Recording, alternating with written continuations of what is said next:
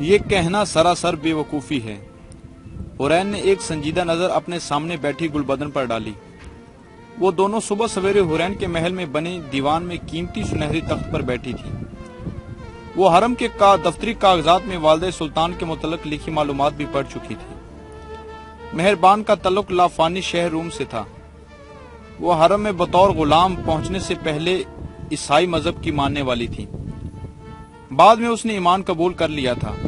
اس کی معصومیت، سخاوت، سادگی اور فرشتوں جیسی نیک نرم شخصیت کو دیکھ کر سلطان عمر نے ان کا نام مہربان رکھا تھا۔ وہ سلیمانیہ خاندان کی پہلی کنیز تھی جس سے سلطان نے نکاح کیا تھا، اور سب سے جوان ترین والدہ سلطان بھی۔ اس سب میں ایک دلچسپ بات یہ تھی کہ کئی دہائیاں پہلے جب ترکوں کو رومانیہ میں شکست ہوئی تھی تو وہ سلطان عمر کو رومانیہ کے حاکم ولاد نیکولس کا باپ کی حراست میں چھوڑ کر استنبول واپس آ گئے تھے۔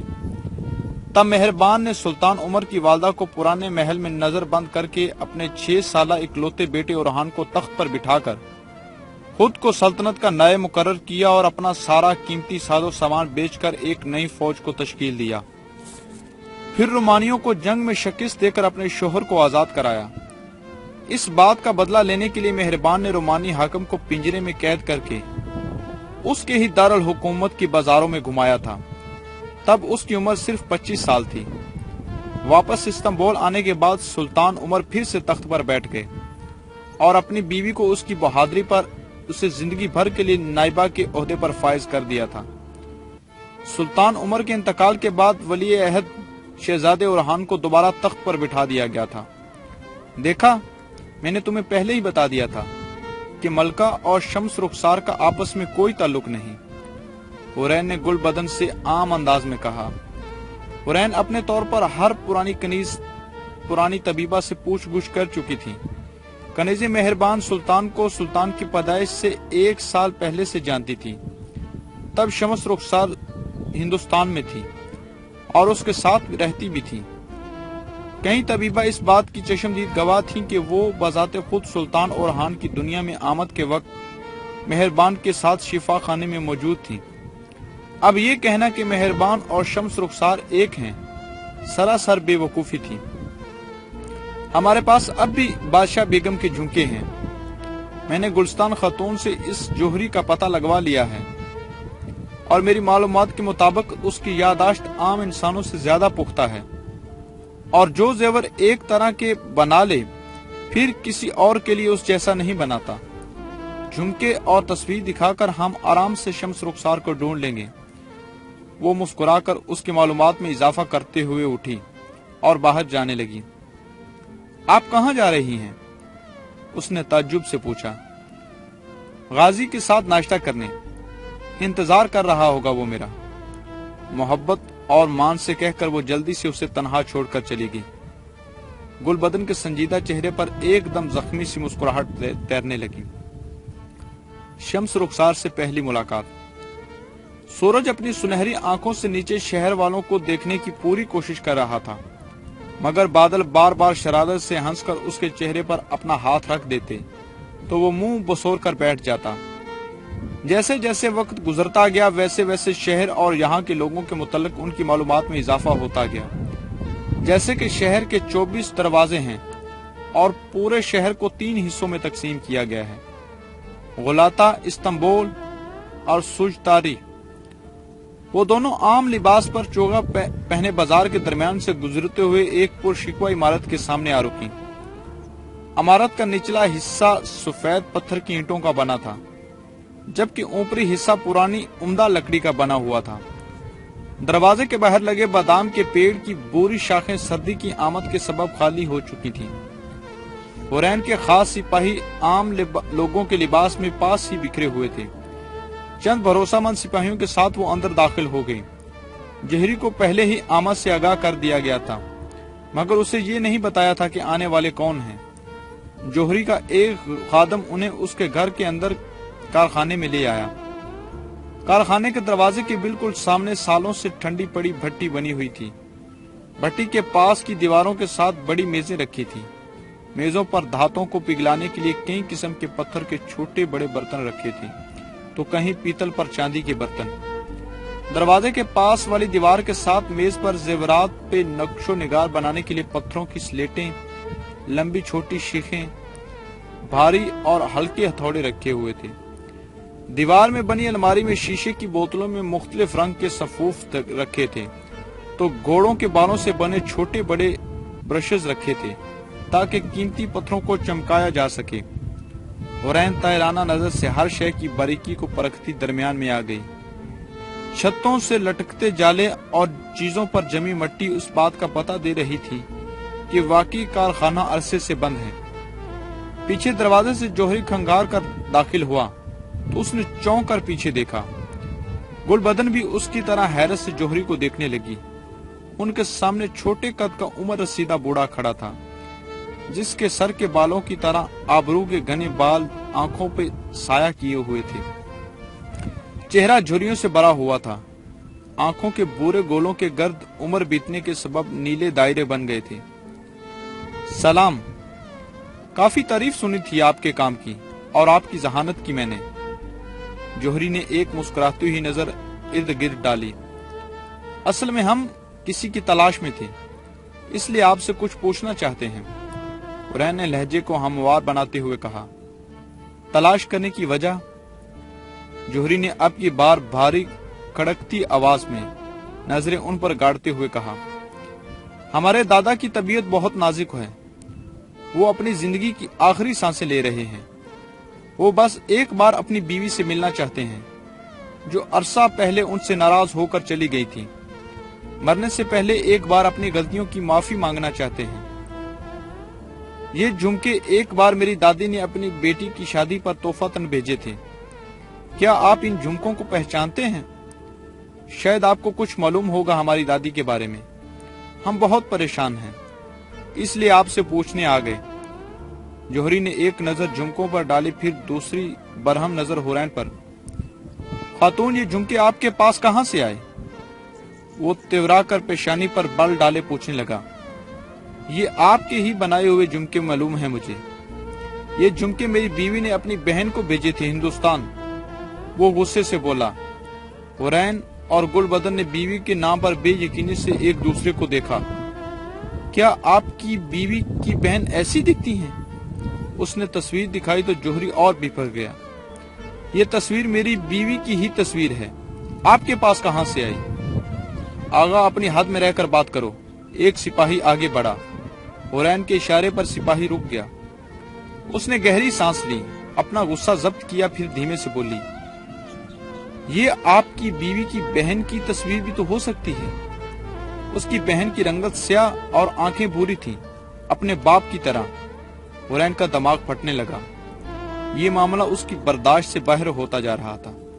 ठीक है, क्या आप अपनी बीवी से मिलवा सकते हैं हमें? उसने तस्वीर लपेट कर कहा। जी, मेरे साथ आए। वो उन्हें कहकर बाहर निकल गया। हुरैन की धड़कन तेज हो गई। न जाने पहली बार शम्स को देखूंगी तो क्या कर बैठूंगी मैं। वो उन्हें घर के पिछले बरामदे में ले आया। सहन के दरमियान में फूलों के नीचे ढकी एक पुरानी कब्र बनी हुई थी, जिस पर लकड़ी की खाली तख्ती लगी हुई थी। कब्र को देखकर दोनों के कदम सुस्त पड़े, चेहरा जर्द पड़ने लगा। आपने अपनी बीवी को कब्रिस्तान में क्यों नहीं दफनाया? उसने आहिस्तगी से पूछा। उसकी ख्वाहिश थी कि उसे घर में ही दफनाया जाए। वो मुझसे बेपनाह मोहब्बत करती है और मैं भी उससे बहुत मोहब्बत करता हूँ। उसके मरने के बाद भी उसे खुद से अलग नहीं कर सका मैं, इसलिए रोज उसकी कब्र पर ताजा फूल डालता हूँ, उसके पसंदीदा फूल। जोहरी आंखों में पानी लिए कब्र को देखते हुए कहने लगा। हुरैन उसके चेहरे को बगौर देख रही थी। वो उसे बताने लगा कि उसकी बीवी कितनी नेक थी, सबका कितना ख्याल रखने वाली थी। जोहरी अपनी बीवी की तारीफें करते हुए थक कर सांस लेने के लिए रुका तो वो माजरत करके बाहर निकल गई।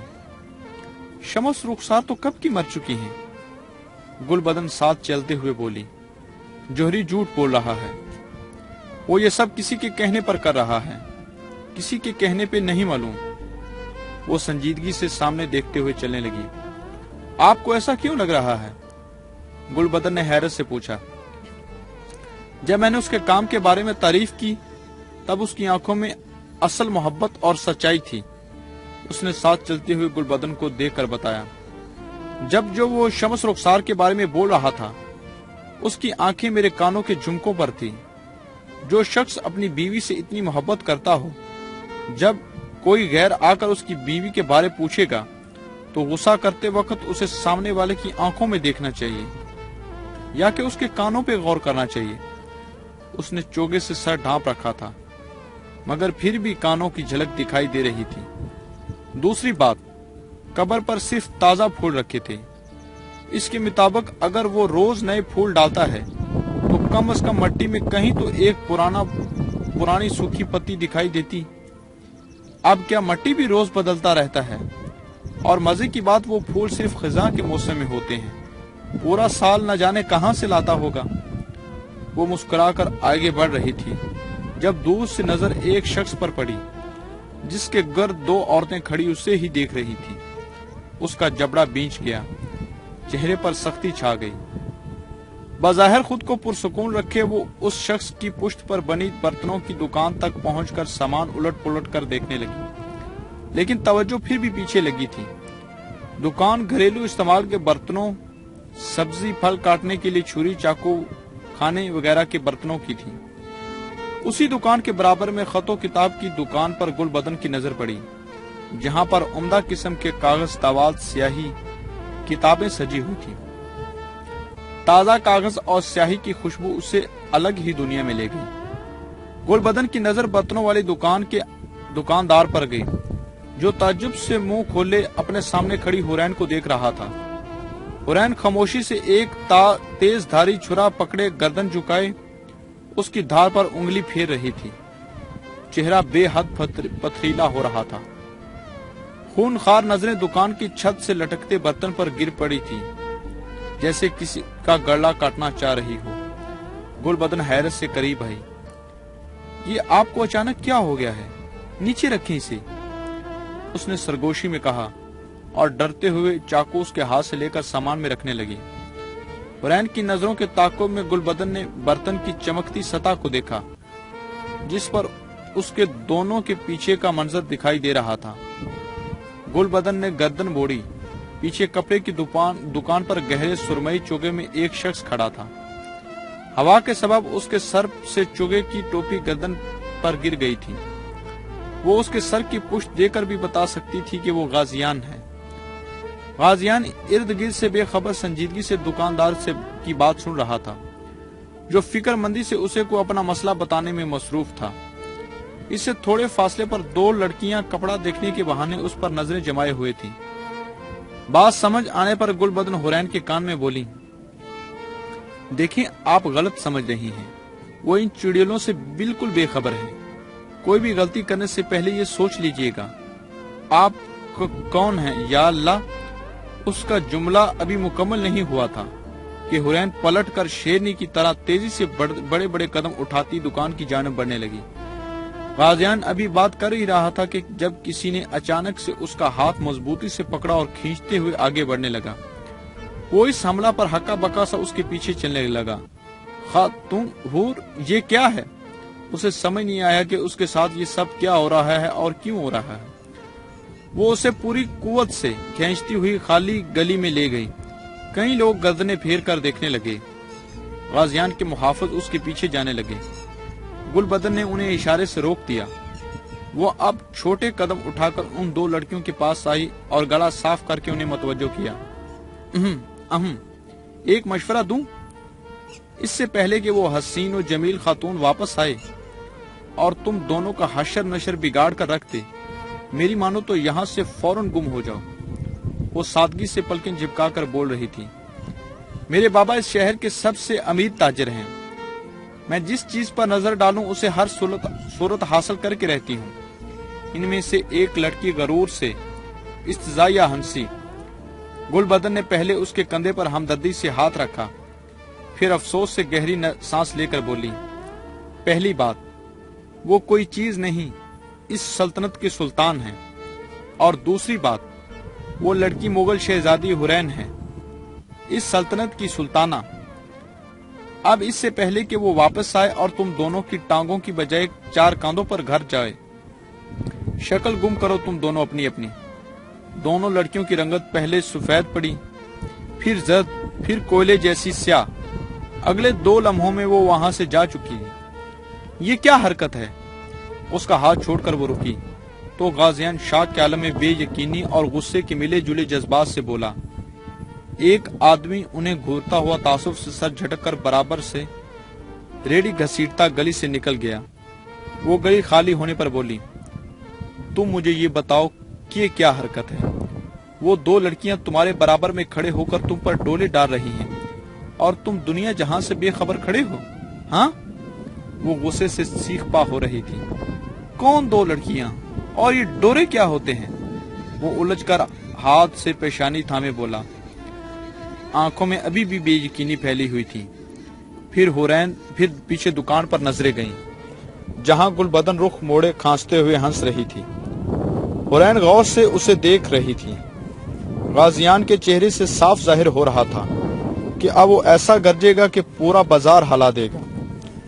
उसने एक संजीदा नजर हुरैन के सुर्ख चेहरे पर डाली, फिर दुकान से दूर जाती लड़कियों पर। एकदम उसे सारी बात समझ आ गई।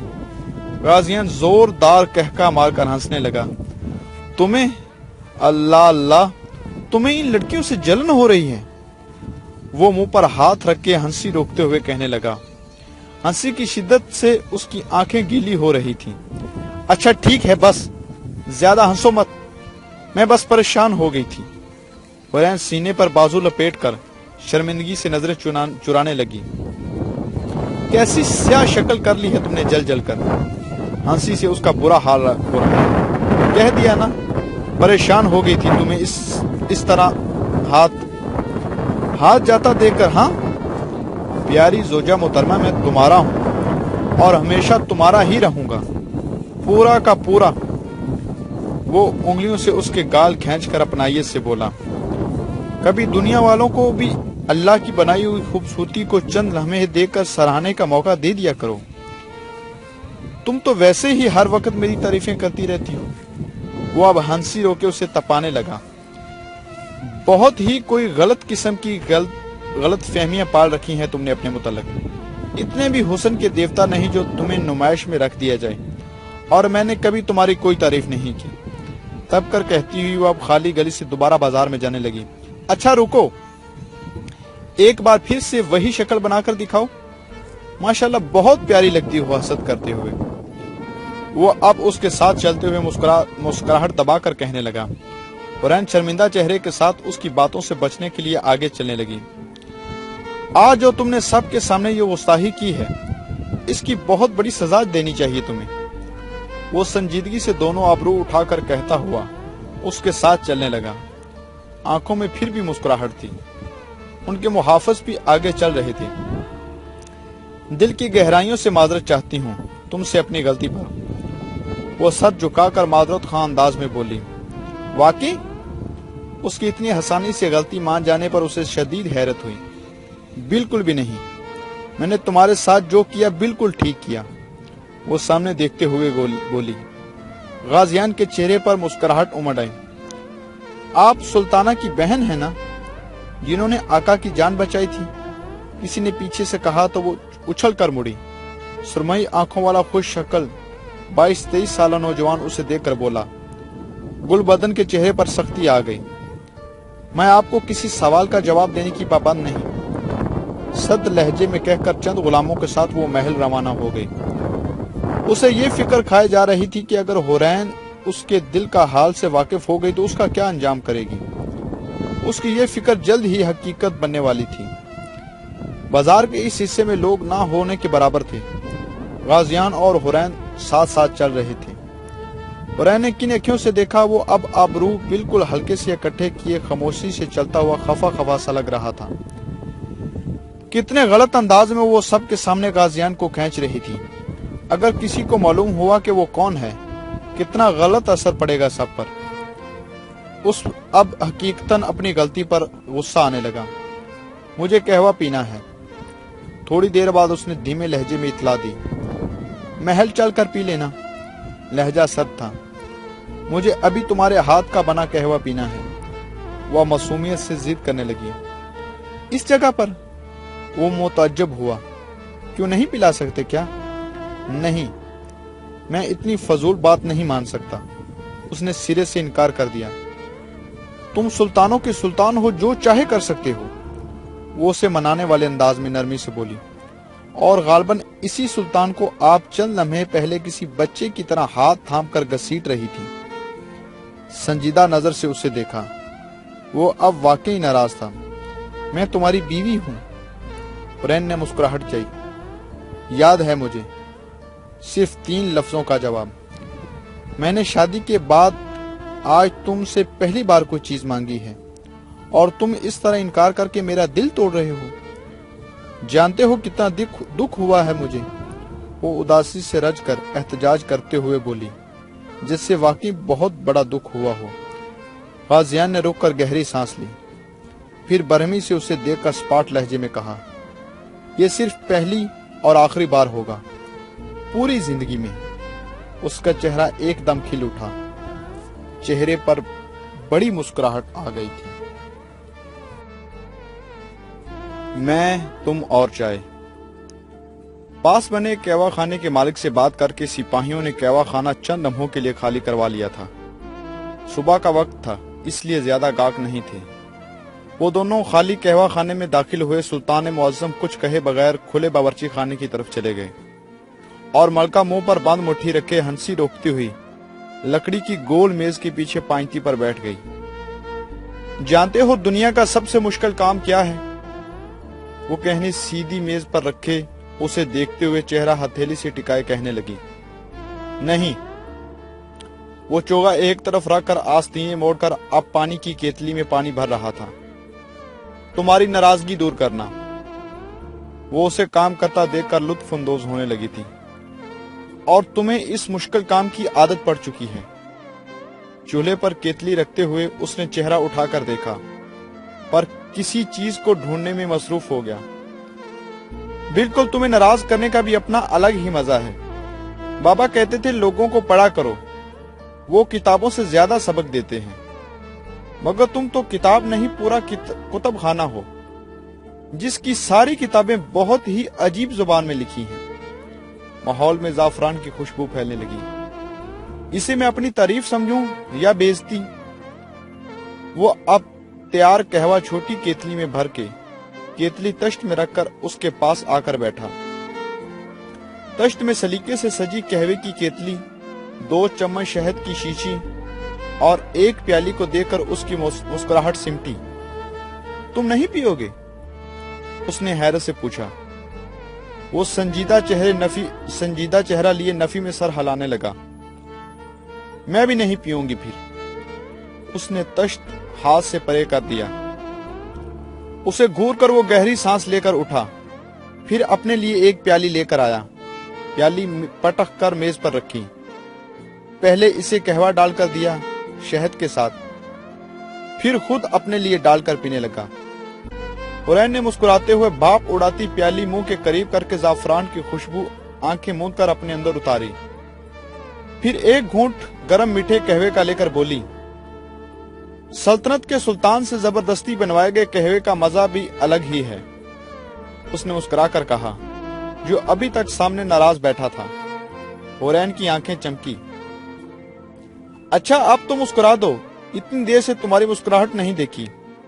وہ اصرار کرنے لگی۔ اب کبھی بھی نہیں مسکراؤں گا۔ میری معذرت کرنے پر بھی نہیں؟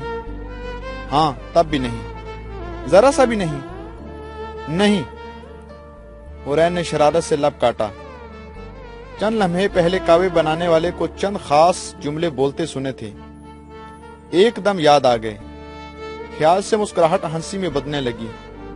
چائے، سلطان غازیان کے ہاتھ کی چائے، جو پیے وہ پہاڑ پر چڑھ جائے، دانتوں کو لڑائیں، ہونٹوں کو ہلائیں، ذرا سا تو مسکرائیں۔